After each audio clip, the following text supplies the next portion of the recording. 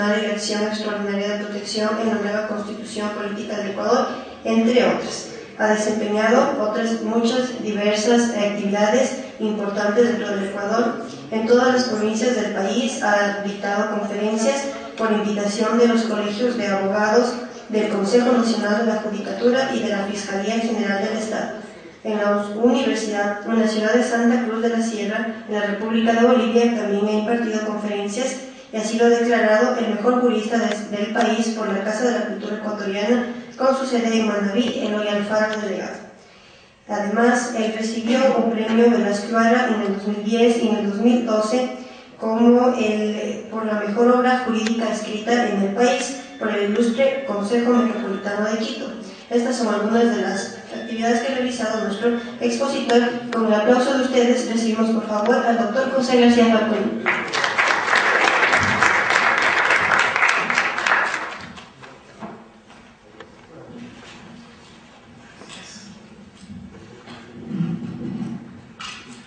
Buenas tardes, compañeras y compañeros, señor doctor Patricio Palomino, presidente de la Corte Constitucional, señor doctor Víctor Wilca, juez de inquilinato y relaciones vecinales de nuestro cantón, doctora María Elena Zamora, organizadora de este seminario. Quiero comenzar esta charla señalando que a partir del 20 de octubre de 2008, con la vigencia de la Constitución, tenemos un nuevo país completamente diferente al anterior. O sea que tenemos un nuevo Estado y por tal un nuevo derecho. Para poder comprender este cambio de 180 grados, es necesario hacer un brevísimo análisis sobre lo que es el Estado de Derecho, lo que es el Estado Social de Derecho y lo que es el Estado Constitucional de Derechos y Justicia, haciendo énfasis en lo último, en el Estado de Justicia, porque justamente para hacer realidad el Estado de Justicia, la Asamblea Nacional dicta el Código Orgánico de la Función Judicial. Compañeras y compañeros, ¿qué es el Estado de Derecho? El Estado de Derecho es aquel Estado en donde la supremacía de la ley, o sea que todas y todos tenemos que observar la ley. Y por esa razón, en aquel tiempo, había una frase sacramental en las sentencias que decía: administrando justicia en nombre de la República y por autoridad de la ley. En la Pontificia Universidad Católica del Ecuador, donde yo me eduqué, hacía énfasis Monseñor Juan Larrey Ordín del artículo 1 del Código Civil. La ley es la declaración de la voluntad soberana que manifestada en la forma prescrita por la Constitución manda, prohíbe o permite. Y es así que constantemente he señalado que la Alemania nazi también era un Estado de Derecho. ¿Por qué? Porque era un gobierno democrático. Obviamente el Bundestag, el Congreso alemán, dictaba las leyes y el juez dentro del Estado de Derecho era un juez robot, un juez mero aplicador de la ley. Y obviamente las leyes que dictaba el Congreso alemán eran las leyes injustas, leyes inmorales, y el juez, como juez robot, como juez mero aplicador de la ley, tenía que aplicar la misma. Y se cometieron delitos de lesa humanidad que hasta ahora nos tienen alarmados a todos los seres humanos en este mundo llamado Tierra. A partir de una vez que termina la Segunda Guerra Mundial, la misma Alemania comienza a hablar ya del Estado Social de Derecho, el Estado de Bienestar. Y luego, con la vigente Constitución, conforme señalaban algunos conferencistas de ayer, tenemos que el artículo 1 de la misma señala que el Ecuador es un Estado constitucional de derechos y de justicia. Y como les manifestaba hace pocos minutos, para hacer realidad este Estado de justicia, la Asamblea Nacional dicta el Código Orgánico de la Función Judicial. Conforme señalo a mis alumnos en la cátedra de Derecho Procesal Civil 1, 2 y en Práctica Civil en la Facultad de Jurisprudencia de la Unidad Central del Ecuador, de la cual soy facilitador ya durante casi 20 años, siempre les manifiesto que recalco una vez más que este es un nuevo Estado, que hay que abrir los ojos y la mente a este proceso de cambio que vive el país. Y también les manifiesto que cuando lean la Constitución, por favor, no comiencen desde el artículo 1, no, porque la Constitución comienza en el preámbulo. El preámbulo está lo que quiere ser el Ecuador, sus aspiraciones, y su futuro, el derecho al buen vivir, la suma causal, el derecho a la madre naturaleza, el derecho, el considerar a la parte ecológica como sujeto de derechos y ya no como objeto de derechos, etc. Igualmente, compañeras y compañeros, cuando lean el Código Orgánico de la Función Judicial, no comienza en el artículo 1, comienza en el considerando. ¿Y qué dice el considerando del Código Orgánico de la Función Judicial? Señala de manera categórica de que el Ecuador es un Estado constitucional de derechos y de justicia social, y hace hincapié en dicho considerando. O sea que dentro de este Estado de justicia, ahora tenemos 7 clases, para la redundancia, de justicia. La justicia ordinaria, la justicia indígena, que tiene base constitucional, como vimos ayer con Carlos Herrera, y que tiene base en tratados internacionales, y que también tiene control constitucional. O sea que cuando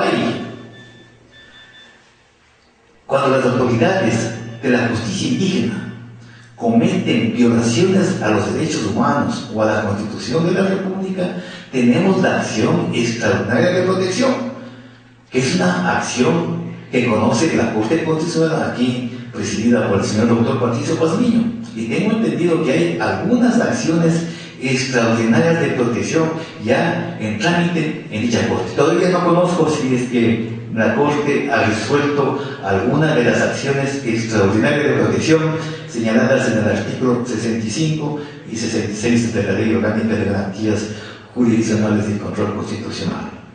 Igualmente, compañeras y compañeros, en el considerando del Código Orgánico de la Función Judicial, por primera vez ya se mencionan los 17 tratados más importantes que forman parte del ordenamiento jurídico del país.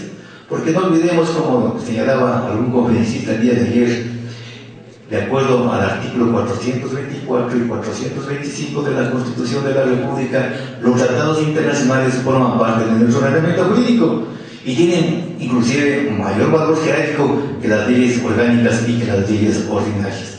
Y es primera vez que se mencionan esos 17 tratados. O sea que es fundamental que los operadores de justicia por lo menos conozcan esos 17 tratados básicos que señala el considerando del Código Orgánico de la Función Judicial. Pero aprovecho para insinuarles de la manera más respetuosa que dentro de los 17 tratados básicos que están mencionados taxativamente en el considerando del Código Orgánico de la Función Judicial, hay 2 que son los principales, los más importantes, si se quiere, que son la Convención Interamericana de Derechos Humanos y el Pacto de Derechos Civiles y Políticos.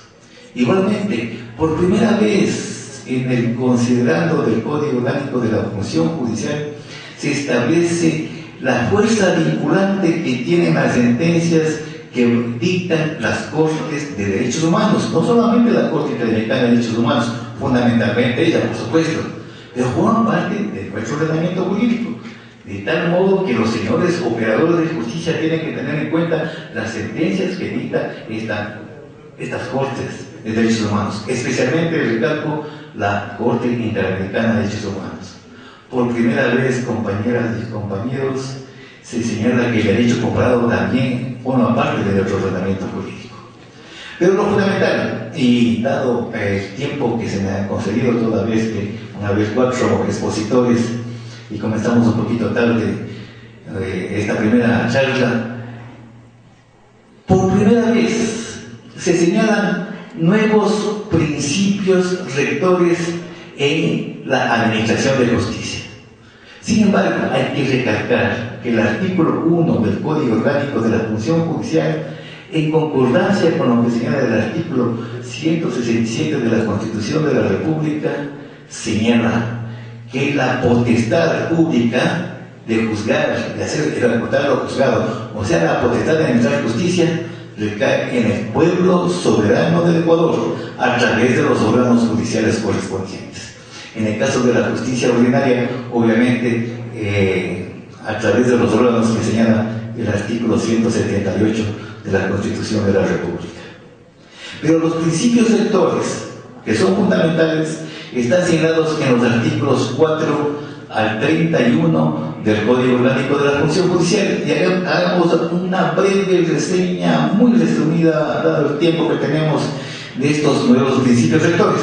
¿Qué dice el artículo 4 del Código Orgánico? Solamente la parte principal. Dice principio de supremacía constitucional. O sea que la Constitución es la norma normal, es la norma superior, de tal modo que nadie, ni nada puede estar encima de la Constitución o fuera de la Constitución.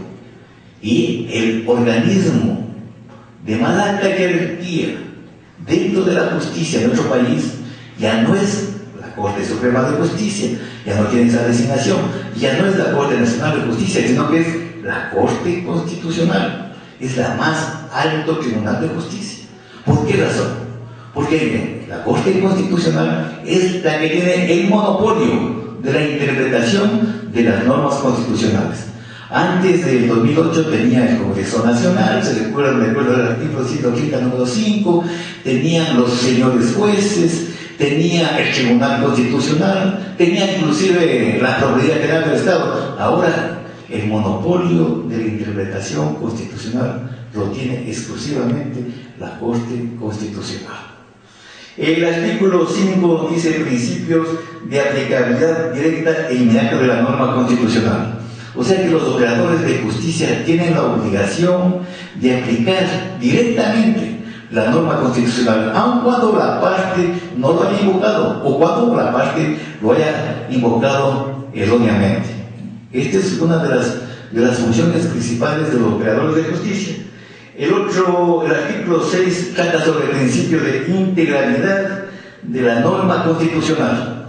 ¿Qué quiere decir esto, señores asistentes? Quiere decir que para poder interpretar una norma constitucional necesariamente hay que leer toda la Constitución, no solamente la parte que a uno le interesa. A veces me invita el Consejo de la Judicatura como facilitador de los señores jueces, y a veces los señores jueces me dicen, y me llama la atención, que han leído la parte correspondiente de la función judicial de la Constitución de la República. Pero eso no es así. Para poder comprender una norma constitucional, para poderla interpretar, hay que leerla íntegramente. Este es uno de los principios fundamentales. El artículo 7 dice principio de legalidad, jurisdicción y competencia. Ustedes conocen que tenemos también un Código de Procedimiento Civil que ha sido tácitamente reformado por la Constitución de la República. Más aún, compañeras y compañeros, es fundamental tener, especialmente a los operadores de justicia, es fundamental tener en cuenta la disposición derogatoria de la Constitución de la República. ¿Qué dice la disposición derogatoria? Dice, se deroga expresamente la Constitución política dictada en el registro oficial número 1 del 11 de agosto del 1998 y cualquier otra disposición que contraría a las nuevas normas constitucionales. Y esto es fundamental. ¿Qué es la jurisdicción? La jurisdicción es la jurisdicción, es la capacidad de administrar justicia, la potestad que tienen solamente los jueces, no los fiscales.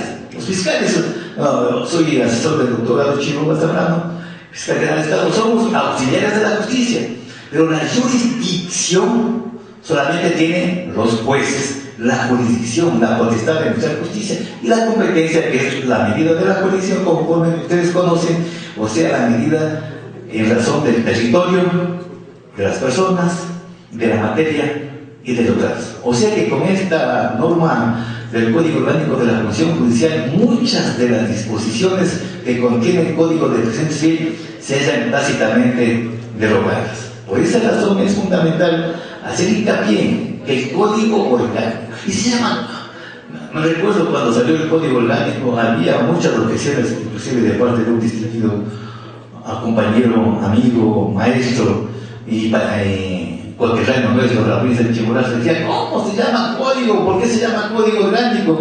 Si la Constitución no habla de código, sino de leyes orgánicas y de leyes ordinarias. Se llama código porque es una recopilación de leyes, ¿no? Aquí está. Ya no tenemos la ley orgánica de la función judicial, está en el Código Orgánico de la función judicial. Ya no tenemos la ley orgánica del Ministerio Público, está en el Código Orgánico de la función judicial. Ya no tenemos la ley orgánica del Consejo Nacional de la Judicatura, está inmerso en el Código Orgánico de la función judicial, igualmente de la defensa pública, y también, guste o no guste, también de los abogados. Y ustedes, señores estudiantes, tienen un capítulo muy fundamental en el Código Orgánico de la función judicial.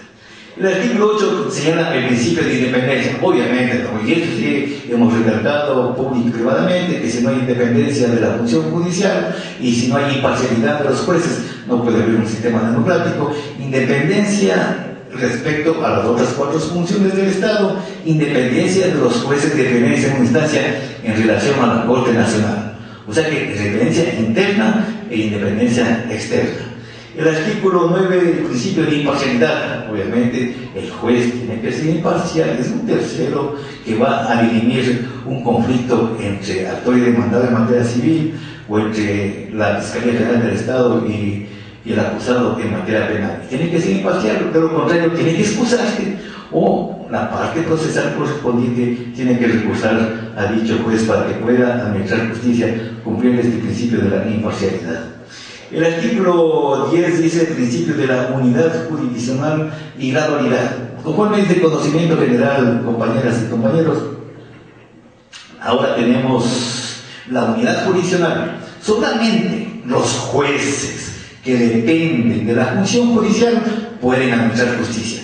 Ya no hay cortes de justicia militar, ya no hay cortes de justicia de la policía, y hay grados. Hay los jueces de primer nivel, de primera instancia, que son los jueces de lo civil, mercantil, los jueces de inquilinato, relaciones vecinales, laborales, penales, etc. Los jueces de segunda instancia, que son los jueces que conforman las cortes provinciales, y la Corte Nacional de Justicia, que no es de instancia por regla general, porque es la Corte Nacional de Justicia, por regla general, es corte de casación y de revisión. Obviamente que en casos de juego tienen las atribuciones de jueces de primera instancia y de segunda instancia.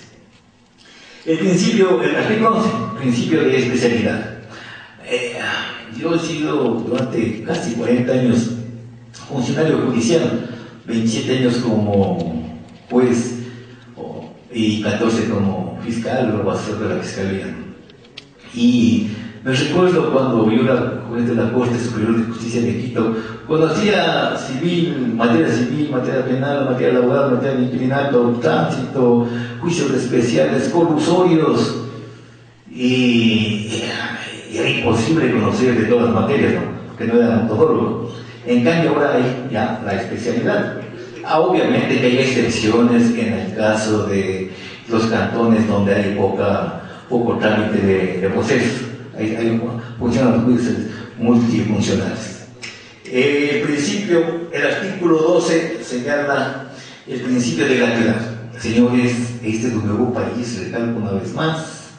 Tenemos una nueva justicia, recalco otra vez, a partir del 20 de octubre de 2008, 0 tasas judiciales, se da importancia y se hace realidad ese artículo 75 de la Constitución, que en mi criterio personal es el que cambia el concepto de justicia. La tutela judicial efectiva, imparcial y gratuita. O sea, todas las personas podemos acceder libremente a la justicia sin pagar 0 cantidades de dinero. Y esto es fundamental para que haya una justicia para todas y todos, como bien lo señala el Gobierno Nacional. El artículo 13 señala principio de publicidad. Todos los juicios, compañeros, son públicos. Todos los juicios, a excepción de 3 juicios. Yo, como profesor de la Facultad de Jurisprudencia del Alma, a propósito del Alma Mater, estamos celebrando el Día del Maestro Universitario. El día de ayer publiqué en la sección judicial de Diario La Hora un homenaje a los profesores del Alma Mater, uno de los estudios más importantes que existe en el país. Les decía que vayan a las audiencias, vayan a las audiencias. Lo que no pueden ingresar es a las audiencias de niños, niñas y adolescentes infractores, de delitos sexuales y de seguridad del Estado. Todos los demás son audiencias públicas, y eso es bueno, porque ustedes van a estar viendo, ¿no es cierto?, cómo funciona la Administración de Justicia y cómo funciona especialmente la motivación en la sentencia que dictan los señores jueces.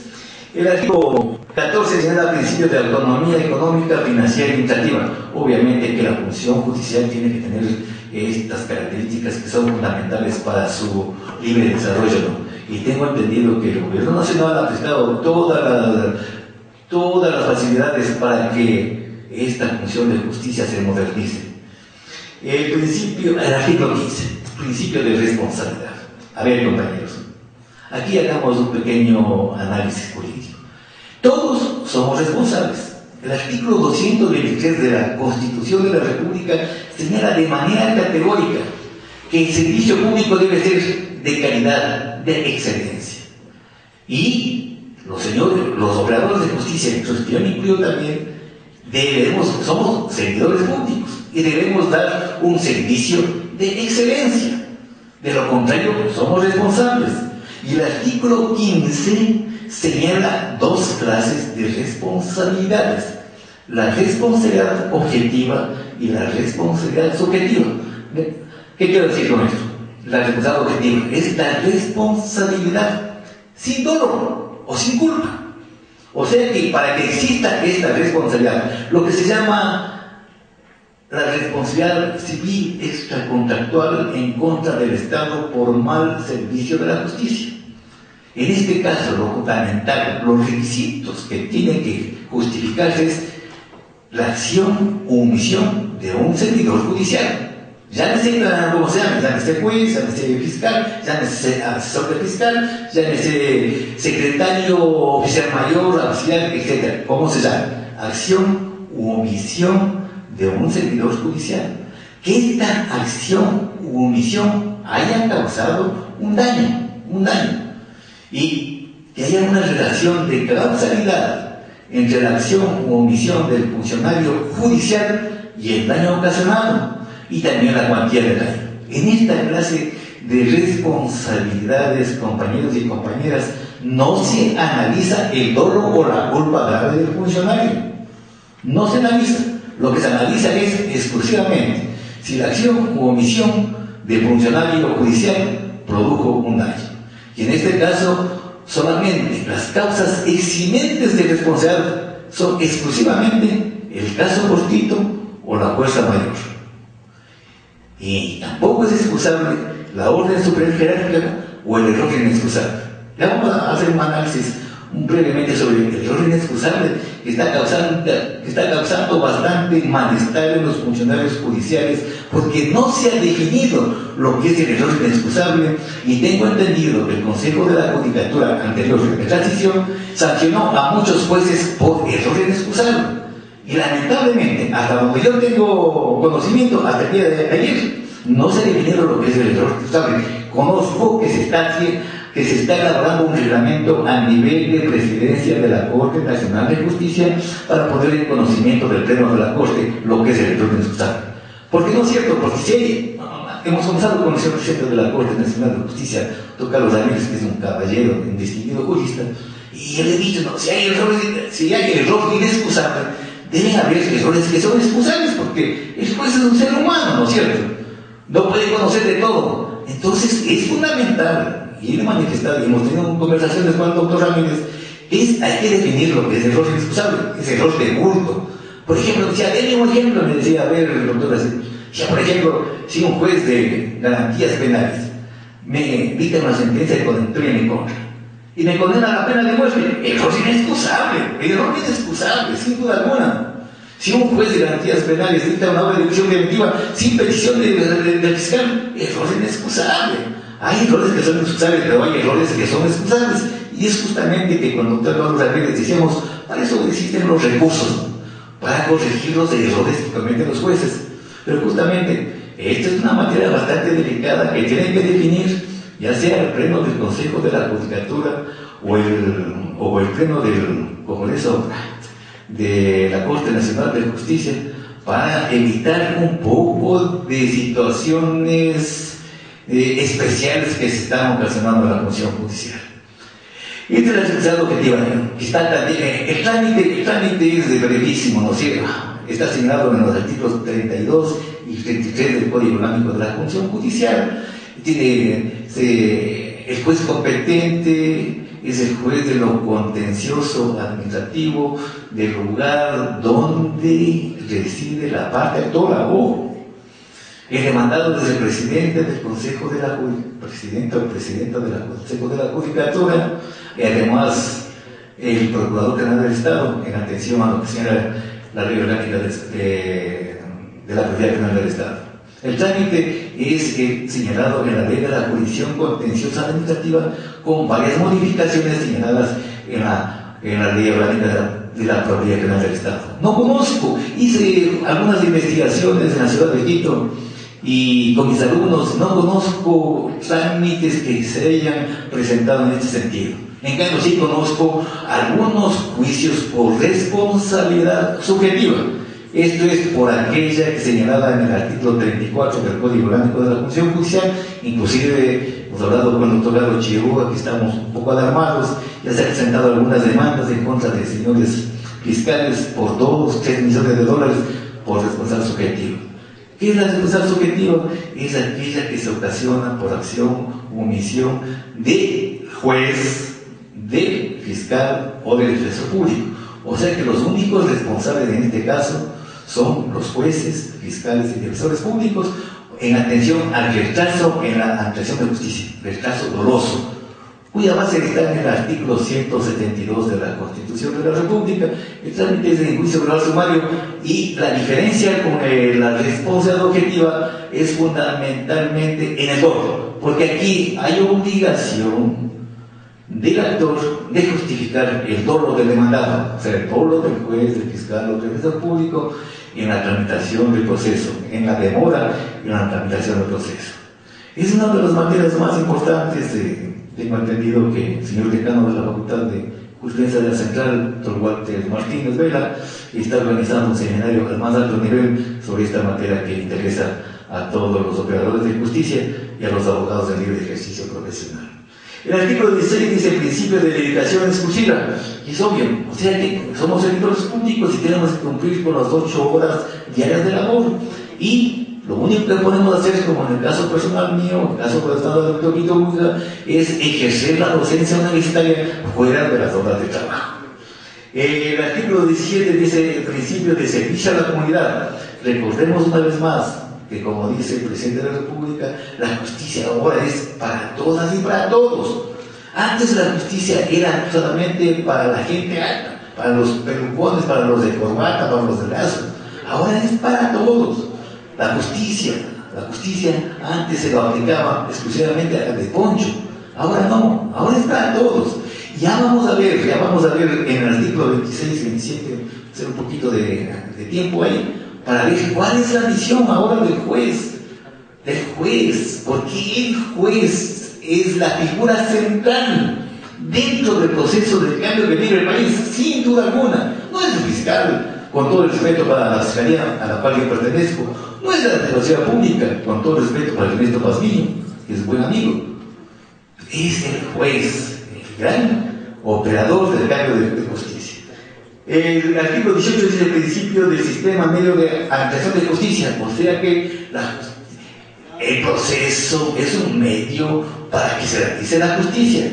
No se puede sacrificar la justicia por la mera omisión de formalidades. El artículo 19, principio dispositivo de inmediación y de concertación.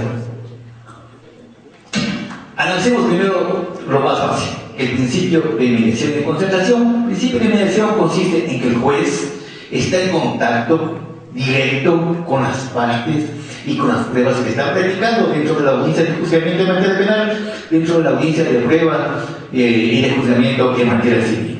O sea que el juez, yo era juez durante mucho tiempo y las pruebas se realizaban ante el secretario o ante el auxiliar que tramitaba el proceso. Ahora las pruebas tienen obligatoriamente que realizarse en presencia del juez, y eso es bueno. El principio de concentración es que todos los actos procesales están incluidos en una sola audiencia, en la audiencia de juzgamiento en materia penal, en la audiencia de conciliación y juzgamiento en materia civil. Pero tratemos aquí del principio dispositivo, porque todavía no se lo entiende de manera correcta. Hace algunos años atrás, yo manifestaba en clases de procesal civil que el principio dispositivo se lo entendía de la siguiente manera, y obviamente me equivoqué. Consideraba que el juez era un tercero, que estaba como el árbitro de fútbol, decía, y ponía el ejemplo clásico de un partido de fútbol, decía. Un partido de fútbol, primero salen unas dos personas con una bandera que dice fair play, juego limpio. Después sale el árbitro, salen los dos equipos, y el árbitro está observando que juegue limpio, o sea que gane el mejor equipo, o el que tenga suerte. En cambio, el principio dispositivo dentro de este nuevo Estado constitucional de derechos y justicia es completamente diferente. ¿Por qué razón? Y si estoy equivocado, por favor, en la abogada, de corregirme. Porque el juez ya no es un mero observador, por favor, señores jueces, ya no es un mero observador. No es un juez dictador, tampoco, un juez arbitrario, tampoco. Es el director del proceso. Él está dirigiendo el proceso. De tal modo que si bien dentro del principio dispositivo, que es el juicio es interpartes, entre las partes, o sea que son las partes procesales las que marcan la cancha donde se va a desenvolver el proceso, dentro de esa cancha el protagonismo del juez es fundamental. No sé si me equivoqué, pero rige actualmente el activismo judicial. ¿Por qué razón? Y eso les manifiesto en las audiencias que tengo de casación y revisión a los señores jueces, porque a veces nos culpan a nosotros, los fiscales, de que no nos aprueban. Y puede ser, en algunos casos, es la verdad.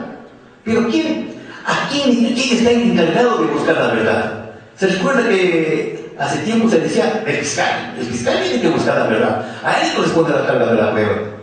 Al actor le corresponde la carga de la prueba para justificar su acción que tradujo la demanda y ha demandado la prueba de las excepciones que tradujo en la contestación a la demanda.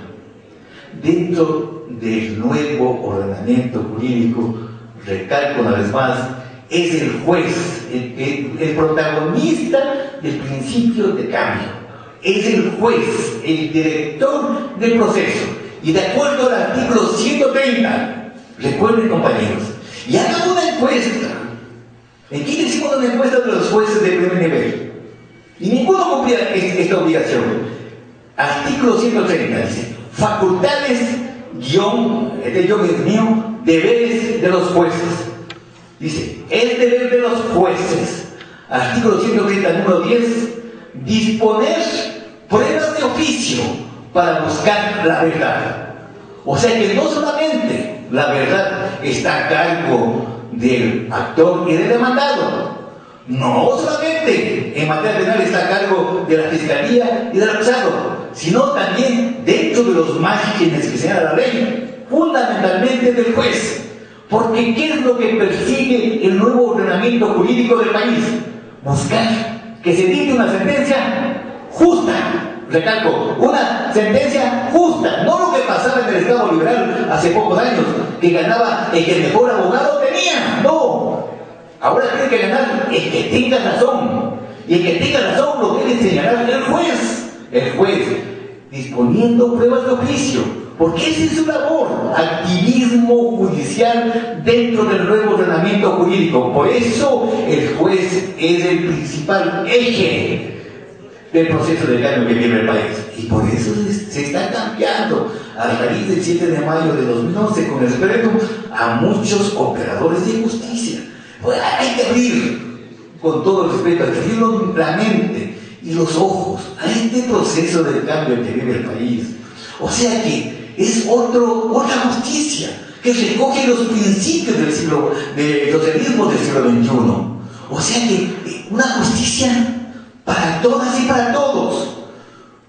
Para todas y para todos. No solamente para que tenga mejor abogado, sino para que tenga razón. Y ¿Y quién da la razón? El juez, a través de la sentencia. Y el juez tiene la obligación de dictar una sentencia justa, disponiendo pruebas de oficio para buscar la verdad. Artículo 130. Así como tiene funciones correccionales, funciones coercitivas, 130, 129, 130, 131, 132, así tiene ahora facultades jurisdiccionales. Recalca, un juez, no observador, como yo decía hace algunos años atrás, no un juez dictador, un juez arbitrario, un juez director del proceso.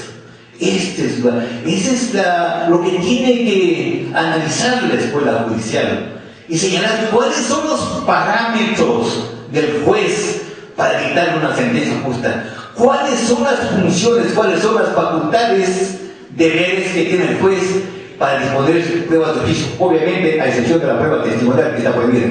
Pero ¿en qué sentido? O sea que el juez tiene que ser un tipo casi sabio, imagínense, para interrogar a los testigos, para pedir aclaraciones, porque no puede presentar testigos, pero puede pedir aclaraciones, la presión de los testigos, para pedir informes a los peritos de declaración. Tiene que ser un técnico, y es por eso que es fundamental que ya comience a funcionar la escuela judicial.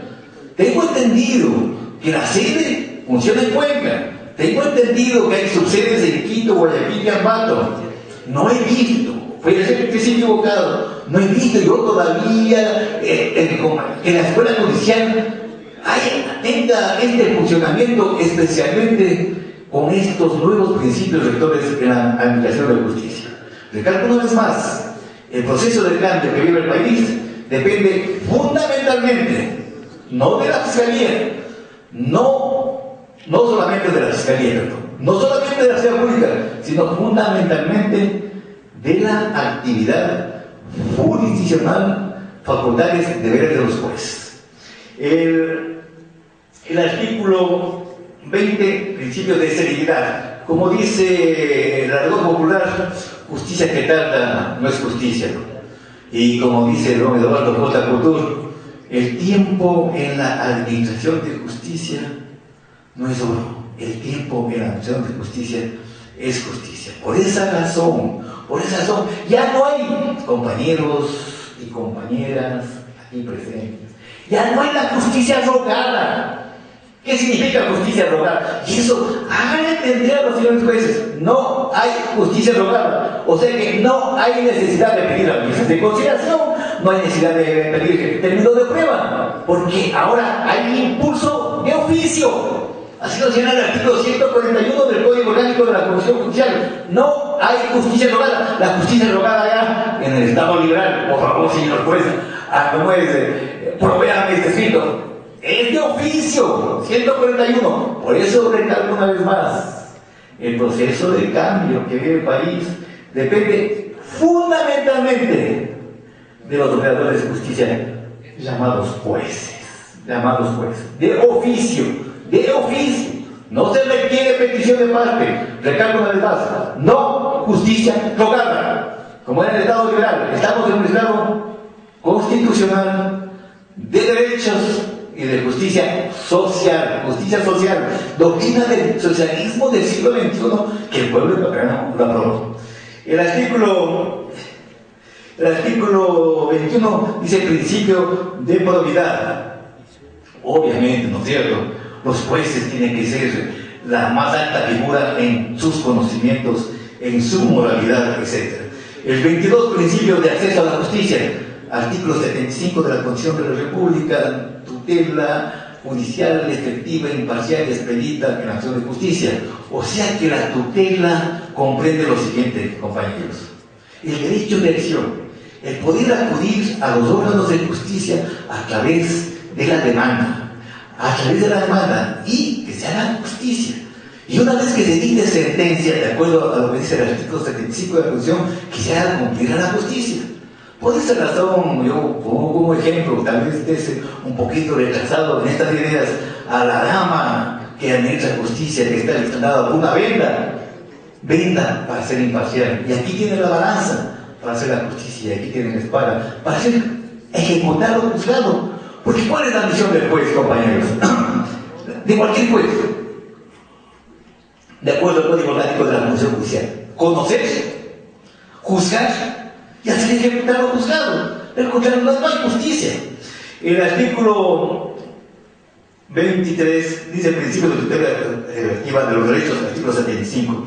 El artículo 24, principio de interculturalidad. Compañeros, me van a permitir leer el artículo 24, que es fundamental, porque hemos tenido algunas, no discusiones, sino algunas conversaciones con la Corte Nacional de Justicia. Me explico. Cuando dentro de la, no estoy hablando de la, aclaro, no estamos hablando de la justicia indígena. La justicia indígena no tiene nada que ver con el Código Orgánico de la Función Judicial, nada que ver. El Consejo de la Judicatura no tiene nada que ver con la justicia indígena, ¿sí?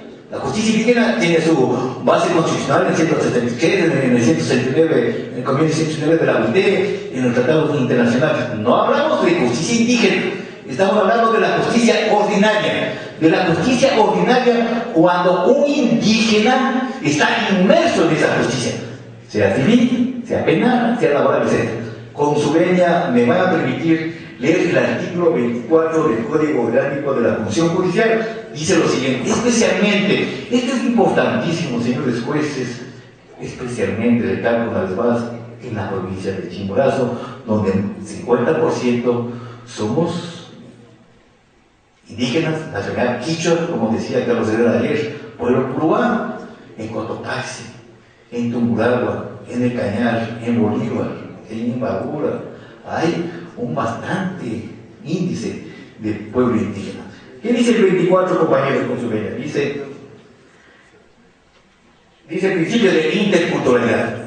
Y esto es fundamental también, que la Corte Constitucional ya comience a resolver las acciones extraordinarias de protección sobre la justicia indígena y nos den unos márgenes de cómo entender este principio de interculturalidad. Dice: en toda actividad de la función judicial, recalco, ojo, en toda actividad, no solamente en la justicia, sino fiscalía, defensoría pública, etc. Dice: las servidoras y servidores de justicia deberán considerar elementos de la diversidad cultural relacionados con las costumbres, prácticas, normas y procedimientos de las personas, grupos o colectividades que estén bajo su conocimiento.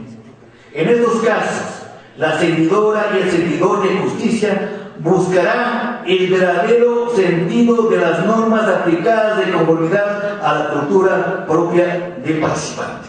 Por esta razón, señores jueces, la conferencia magistral que dio ayer Carlos Herrera, era fundamental que estés aquí lleno todo el auditorio y todos los señores jueces, fiscales y defensores públicos, porque él explicaba de manera detallada cuántas nacionalidades indígenas hay, cuántos grupos humanos indígenas hay, y aquí en la provincia decía 17 comunidades, 57 comunidades indígenas. O sea que es fundamental. ¿Cómo? Me pregunto con todo respeto, ¿cómo un juez de garantías penales, pongamos la rama penal, cómo un juez de garantías penales puede dictar sentencia cuando está involucrado un indígena? Y el ejemplo clásico que pongo, a ver, veamos, está metido en un delito, cualquier delito de acción penal pública. José García Falconi, que es mestizo, aunque mi padre era campesino, mi madre que es de domésticos, nacido aquí en la provincia de Chimborazo, tengo estudios superiores, una de las maestrías fue mi profesor aquí, mi distinguido amigo Patricio Paz mío, presidente de la Corte Constitucional. Tengo algunos trabajos escritos, de clases en algunas universidades, he publicado algunos libros, etc. Y también está incluido en este juicio penal, en el derecho de la justicia ordinaria, un indígena, José Quispe, de aquí de la provincia de Cacha, aquí del sector Cacha. Y les digo a los jueces: ustedes van a juzgarle a José García Falconi igual que a José Quispe. Pero por supuesto, me dice, el Código Civil dice que todos somos iguales ante la ley y que la ignorancia de la ley no excusa personal alguna. El Código Civil es un código de hace 200 años atrás, copia del Código chileno, copia del Código Napoleón. Imagínense usted. Imagínense esa barbaridad que digan, ¿no? O sea que le va a juzgar a José Quispe, que ni siquiera habla bien el castellano, ni conoce qué leyes están vigentes del país, igual que José García Falcón. ¿Cómo puede ser posible, señores jueces? Y esto tiene fundamental relación, y justamente el libro que dediqué a la provincia de Chimborazo, a don Mariano Curicama, distinguido prefecto provincial, trato sobre este principio de interculturalidad, haciendo un análisis jurídico del artículo 344 del Código Orgánico de la Función Judicial, que me van a permitir leer antes de terminar mi intervención, en el sentido de que dice lo siguiente: el 344 del Código Orgánico de la Función Judicial dice: principio de interculturalidad, dice 343, 44, dice principio de la justicia intercultural, o sea que en concordancia con el artículo 20, principio rector dentro de la nueva justicia ecuatoriana, dice: la actuación y decisiones de las juezas y jueces, fiscales, compañeros fiscales, no sé si hay algún fiscal, fiscales, defensores públicos y otros servidores judiciales, policías y demás funcionarios y funcionarios públicos observarán en los procesos los siguientes principios. A. Diversidad. Al tener en cuenta el derecho propio, costumbres y prácticas ancestrales de las personas y pueblos indígenas, con el fin de garantizar el óptimo reconocimiento y la realización plena de la diversidad cultural. B. Igualdad. La autoridad tomará las medidas necesarias para garantizar la comparecencia de las normas, la comprensión de las normas, procedimientos y consecuencias jurídicas de los individuos del proceso en el que intervengan personas y colectividades indígenas. Por lo tanto, dispondrán, entre otras medidas, la intervención procesal de traductores, peritos, antropólogos y especialistas en derechos indígenas. Les digo sinceramente, y les recalco una vez más, tengo 4 o 5 audiencias diarias, ya a mi edad, 4 o 5 diarias, por delegación del señor doctor Lalo Chiriboga Serrano, fiscal general del Estado, en la Corte Nacional de Justicia Sábado Penal, y no he visto, doctor. Y he pedido, he solicitado de la manera más comedida a mis distinguidos, que son distinguidos abogados, es la florinata de los abogados que están en la Corte Nacional. He pedido de la manera respetuosa que apliquen este principio de interculturalidad cuando veo que está inmerso en un proceso una persona de nacionalidad indígena, del pueblo que sea de nacionalidad indígena. Pero no he visto todavía. Obviamente que se suspenden las audiencias para tener un poco más de conocimientos de estos principios de interculturalidad. Dice: no disinhibe. Compañeras y compañeros, esto tiene relación con el 76, número 7 de la ley de la Constitución sobre la cosa juzgada. Escuchen, dice: lo actuado por las autoridades de la justicia indígena no podrá ser juzgado ni revisado por los jueces y juezas de la función judicial, ni por autoridad administrativa alguna en ningún estado de las causas puestas a su conocimiento, sin perjuicio del control constitucional. Recalco una vez más, compañeros, la justicia indígena tiene control constitucional a través de la acción extraordinaria de protección respecto a la justicia indígena. Recalco, diferente a la acción extraordinaria de protección a la justicia ordinaria, artículos 65 y 66, y eso está a cargo de la Corte Constitucional. La letra B dice: pro jurisdicción indígena, dice: en caso de duda entre la jurisdicción ordinaria y la jurisdicción indígena, se preferirá esta última, de tal manera que se asegure su mayor autonomía y la menor intervención posible. O sea que en caso de conflicto de competencia entre la jurisdicción ordinaria y indígena, por disposición del Código Orgánico de la Función Judicial, Estado de Justicia, Constitución de Derechos y Justicia, tiene preeminencia la justicia indígena. Y la última letra dice: interpretación intercultural. En el caso de la congruencia en el caso de la comparecencia de personas o colectividades indígenas, al momento de su actuación y decisiones judiciales, interpretarán interculturalmente los derechos controvertidos del litigio. En consecuencia, se podrá tomar elementos culturales relacionados con las culturas, con las costumbres, prácticas ancestrales, normas, procedimientos del derecho propio de los pueblos, nacionalidades, comunas y comunidades indígenas, con el fin de aplicar los derechos establecidos en la Constitución y los instrumentos internacionales. Compañeros, el artículo 25 dice principios de seguridad jurídica, obviamente que tiene concordancia con el artículo 82, que es fundamental, en el sentido de que, ¿qué dice la seguridad jurídica? Que todos debemos cumplir con la Constitución, con los tratados internacionales, con las leyes deben ser claras, precisas y bien establecidas para que no haya ninguna confusión. El artículo 26, principios de buena fe y lealtad procesal. El Pleno de la Corte Nacional de Justicia, a comienzos del año pasado, señaló en una resolución que es obligatoria, que es obligación de los jueces de garantías penales calificar si la denuncia o la acusación ha sido temeraria y o maliciosa. Igualmente, el señor doctor Lando Chiribona Zambrano, fiscal general del Estado, a través de una resolución, ha señalado que es obligación de los señores fiscales de analizar si es que la denuncia ha sido maliciosa o temeraria y señalar esto a los señores jueces. Esto es fundamental, porque hay que litigar con lealtad procesal, con buena fe. Por esa razón, compañeras y compañeros, si ustedes revisan, y ya se está socializando el nuevo Código General de Proceso, ahora se señala la anticipación de la prueba, o sea, el anuncio de prueba. Ahora ya no se puede, ¿no es cierto?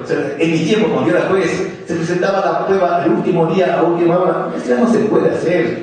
Ahora hay que anticipar la prueba. De tal modo que yo como actor, dentro de la demanda, digo, señor juez, anticipo que yo tengo estas pruebas con las cuales voy a justificar mi acción. El demandado dice, al momento de contestar la demanda, dice, señor juez, anticipo que son estas las pruebas que yo voy a actuar para justificar mis decepciones. De tal modo que cualquier otra prueba está descartada. Y eso ya lo ha señalado la Corte Constitucional al disponer la inconstitucionalidad de un artículo del Código de Trabajo. O sea, no prueba sorpresiva, no abuso del derecho. Hay que litigar con lealtad y buena fe procesal. Los artículos 27 del Código Orgánico de la Función Judicial se refieren al principio de la verdad procesal. Permítanme leer, porque es fundamental, compañeros, y aquí hay un poco de incógnitas que resolver. Dice, las juezas y jueces resolverán únicamente atendiendo los elementos aportados por las partes. No se exigirá prueba de los hechos públicos y notorios, debiendo la jueza o juez declararlos en el proceso cuando los tome en cuenta para fundamentar su resolución. O sea que, ¿qué es lo que busca? ¿Qué es lo que se busca en esta nueva justicia? Es la verdad procesal. No la verdad histórica, no la verdad verdadera. Aun cuando el artículo 78 de la Constitución de la República señala de manera taxativa, y aquí es que hay una contradicción que merece ser aclarado, y vamos a hacer un trabajo que está dedicado aquí a un distinguido pariente mío, señor Jaime García, sobre esta materia. ¿La verdad procesal o la verdad histórica? Porque el artículo 130, número 10 del Código Orgánico de la Función Judicial señala, se recuerda, el juez, facultades, deberes del juez, disponer pruebas de oficio para buscar la verdad. No dice nada más. El artículo 78, que es fundamental, doctor Lando Chiribona Zambrano, fiscal general del Estado, ha manifestado que el sistema penal tiene dos lados. El lado de los derechos del acusado, que son fundamentales, pero también los derechos de la víctima. ¿Y cuáles son los derechos de la víctima? El principal derecho de la víctima: conocer la verdad. ¿Qué verdad, doctor Antonio? ¿Qué verdad? ¿La verdad histórica? ¿La verdad verdadera? Si el artículo 76, número 4 de la Constitución se llama que las pruebas ilícitas no tienen valor, no tienen eficacia probatoria, y si una prueba ilícita es fundamental para establecer la verdad histórica, baja esta verdad, como decíamos veníamos conversando durante todo el trayecto ayer, una conversación muy interesante con el maestro PhD Antonio Salamanca sobre la verdad. O sea que lo que busca la justicia es acercarse lo más cercano a la verdad real, pero es la verdad procesal el objeto de la justicia. Es casi imposible buscar la verdad. Tenemos una comisión de la verdad en la Fiscalía General del Estado, pero es la verdad real. Pero lo más cercano a la verdad histórica. Más aún, tenemos también que los derechos de la víctima es, además de conocer la verdad, hacer justicia y fundamentalmente también la reparación integral. Reparación integral que consiste en el pago de la parte material, los daños materiales y el pago de los daños inmateriales. El daño material, o sea que esto, en todos los casos en que se dicta una sentencia condenatoria, no solamente como dice la ley de Castro, daños de perjuicio, no, ahora es artículo 78 dice reparación integral, o sea que la víctima tiene derecho ¿a qué? A la reparación material consistente en los daños y perjuicios que tienen dos parámetros, el daño emergente y el lucro cesante, y el daño inmaterial consistente en el daño moral, que también tiene dos parámetros, el daño moral objetivo y el daño moral objetivo. O sea, esta es la reparación. Podemos hablar sobre los hechos públicos y notorios. Yo alguna vez mandé a hacer una investigación con mis alumnos de la central, los relaciones jueces, ¿cuándo son hechos públicos y notorios? No les comento sobre el donde me siento el hombre más feliz del mundo. Más aún, aquí mis distinguidos compañeros que venían de Quito a Calama me decían, quiero pasar los últimos años de mi vida aquí en esta ciudad y quiero que me entierren aquí en la parroquia de San Andrés, porque ahí está el cementerio que se acaba de inaugurar hace 2 meses en nombre de mi tío papá, el hombre más bueno del mundo y mi Dios. También de la manera más respetuosa, me permito solicitar un viva cumpleaños de un distinguido amigo que está aquí presente, que se llama Antonio Salamanca y que se siente el hombre más feliz, dice, porque ha cumplido el mejor de los años en la altura del Chimborazo. Y aspiramos y esperamos que en algún momento nos dé una riobambeña o un riobambeño nacido en esta hermosa ciudad. Dios les pague por tanta gentileza.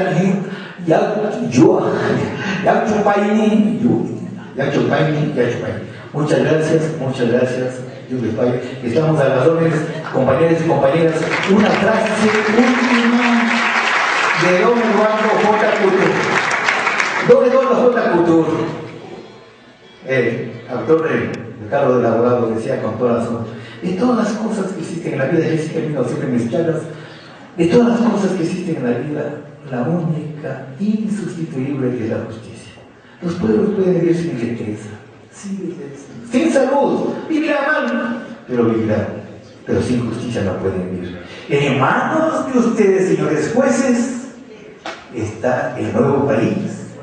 El pueblo ecuatoriano se expresó el 28 de septiembre de 2008 y se publicó la Constitución de la República en el registro oficial 449 del 20 de octubre de dicho año, y se refrendó a la redundancia, el 7 de mayo del año pasado, el año 2011, perdón, con el referéndum. Si no hay preguntas, entonces me retiro. Repito, si hay una pregunta. A ver, por favor. Para mí, un placer. A ver, si no puedo responder, yo tengo aquí distinguidos juristas que me van a ayudar a hacer. ¿Sí? ¿La pregunta? Doctor, buenas tardes. Saludarles nuevamente ahora en la ciudad de Levante. La última vez que nos encontramos con una visita en la Corte Nacional en un recurso de casación, no sé si se acuerda de los borregos amaestrados que mencionaba el cantón Araucín. La pregunta va referida más a la justicia indígena.